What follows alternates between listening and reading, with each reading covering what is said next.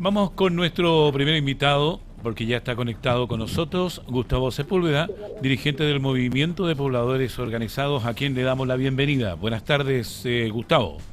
Hola, buenas tardes, muchas gracias. Gustavo, vamos a conversar, ¿cierto?, sobre esta querella que presentaron ustedes como movimiento. Y te queríamos preguntar cuáles son los hechos específicos que, a juicio de ustedes, ¿cierto?, como organización, configuran el delito de estafa y qué justifican, ¿cierto?, para presentar una querella penal contra estas altas autoridades de gobierno. Ya, perfecto. Mire, lo primero que hay que aclarar es que aquí en los hechos básicamente se recopila cada una de las denuncias verbales que han tenido distintos dirigentes, que han dado distintos pobladores.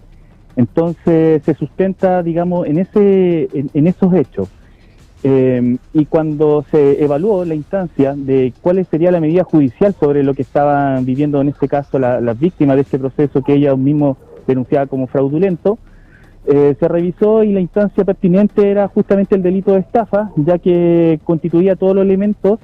de dicho delito, o sea, el error, la disposición, el perjuicio, el dolo, etcétera. Entonces, era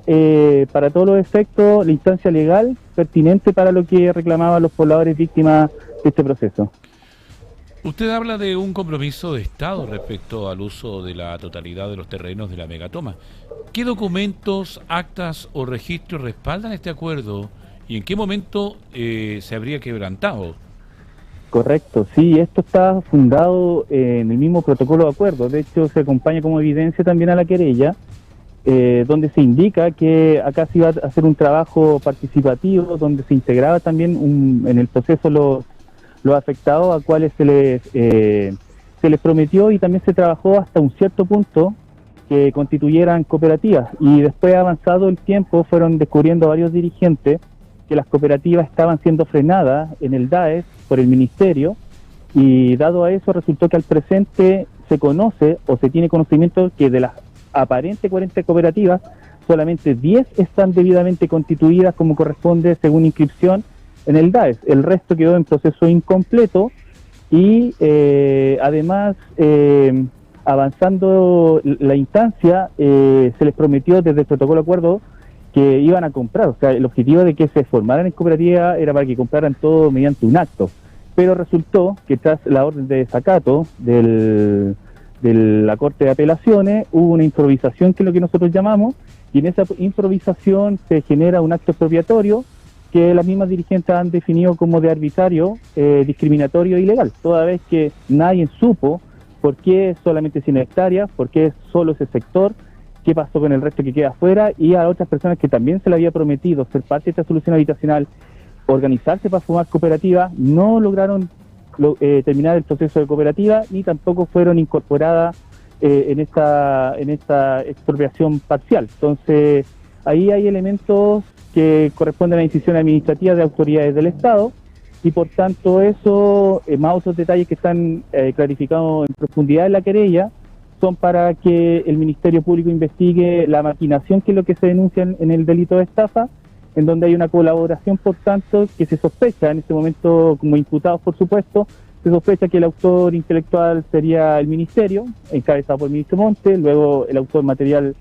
sería Gloria Mayra, y después bajaríamos a condiciones de cómplices e encubridores, tanto la delegación como el Consejo Administrativo de la Federación. Gustavo,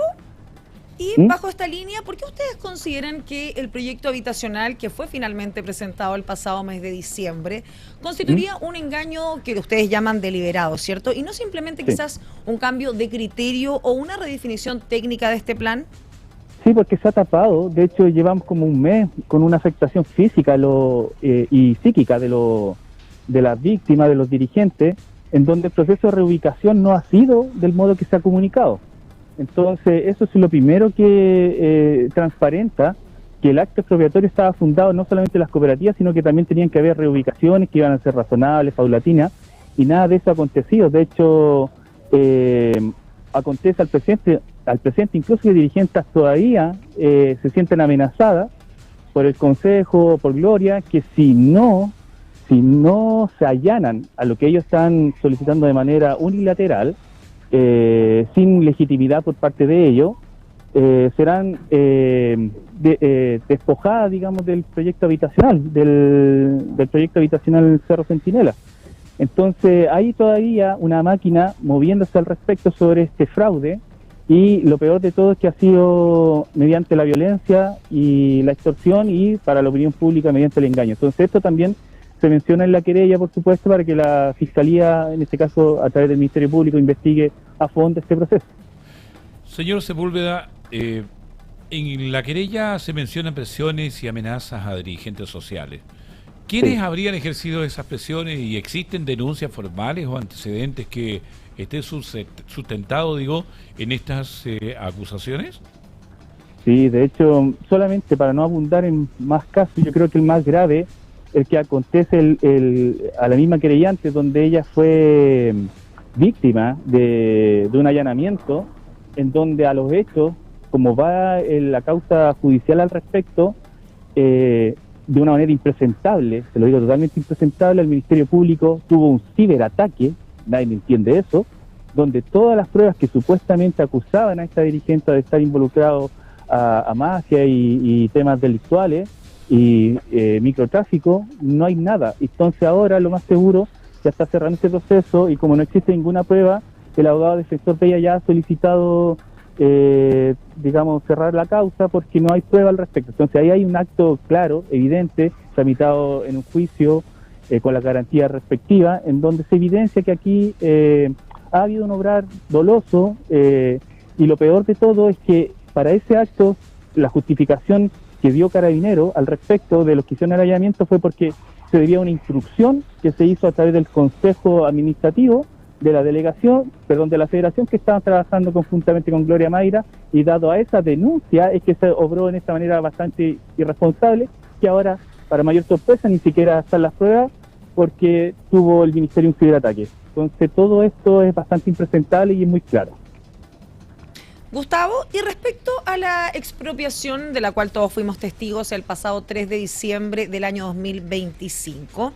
¿qué elementos los llevan a afirmar, cierto, que no existiría un interés público que sea real y que este proceso estaría jurídicamente, viciado? Claro, hay varios elementos. Por recordar ahora, por ejemplo,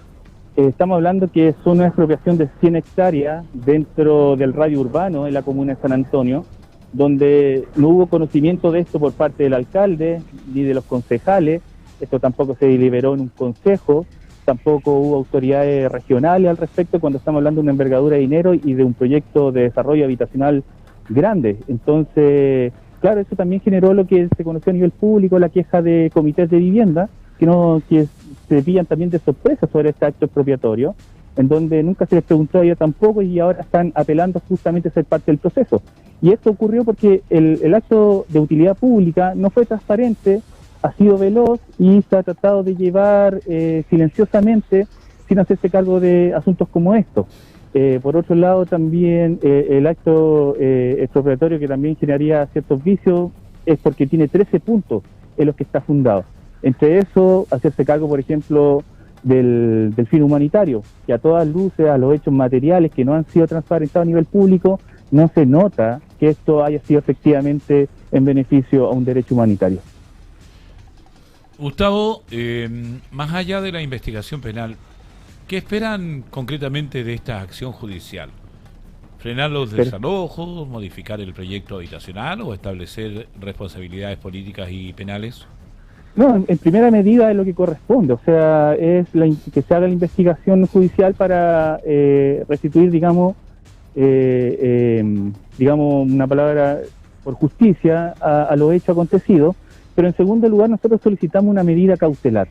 Y la medida cautelar es que estamos pidiendo que se suspenda este desalojo que se está llevando a cabo, porque se está ocupando como un garrote. De hecho, el desalojo se ocupa para seguir presionando y extorsionando no solamente a las dirigentes, sino que a las comunidades, para que se allanen bajo un acto que la misma dirigencia han llamado dictatorial o represivo, para que acepten el tema del proyecto habitacional del cual fueron discriminadas. Entonces es al menos todo contradictorio, y para que haya, digamos, un buen derecho al respecto y un debido proceso a la tramitación, estamos pidiendo como medida cautelar que el juez en este caso pueda, como medida preventiva, digamos, suspender este desalojo para que haya un juicio que se tramite en paz, que es lo necesario para que pueda validar un justo y racional procedimiento.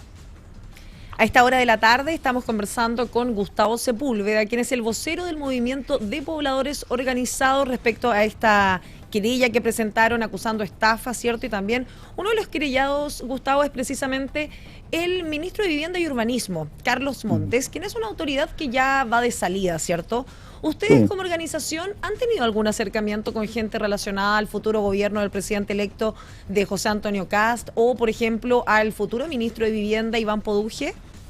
No, en este momento no hemos tenido ni una cercanía porque como movimiento no hemos estado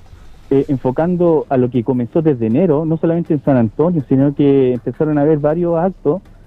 que estamos más concentrados en las víctimas. Entonces, como movimiento estamos en el propósito de ir construyendo una herramienta que dé garantía a los pobladores y el tan aclamado Estado de Derecho sí también ocurra para la gente que son víctimas de procesos. O sea, hemos estado primeramente en aquello y lo que no queda duda que para que comience el gobierno solicitaremos reuniones respectivas con el actual ministro, que esperamos que no pase lo que nos pasó con el ministro Montes, que pedíamos reuniones por ley de lobby incluso, y se daba el privilegio de no contestar, o cartas que mandábamos a la moneda que también desaparecían, casi como el cibercrimen de la Fiscalía, desaparecen las cosas, y tuvimos una serie de respuestas improcedentes con lo que fue este ministerio, y esperamos que con el que venga no ocurra. Así que esperamos poder tener diálogo cuando una vez estén en sus cargos.